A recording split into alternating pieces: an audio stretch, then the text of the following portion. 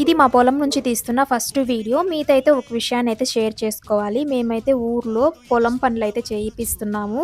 అక్కడైతే మనం తినడానికి యూజ్ అయ్యేలాగా ఇంటికి, అలాగే ఒకవేళ పని వాళ్ళొచ్చిన వాళ్ళందరికీ సరిపోయేలాగా ఆర్గానిక్ అయితే కూరగాయలన్నీ కూడా వేస్తున్నాము. అక్కడైతే ఒక కయ్య అయితే నేను కంప్లీట్‌గా అన్ని రకాల కూరగాయలు, ఆకుకూరలు అలాంటివన్నీ కూడా పెట్టాము.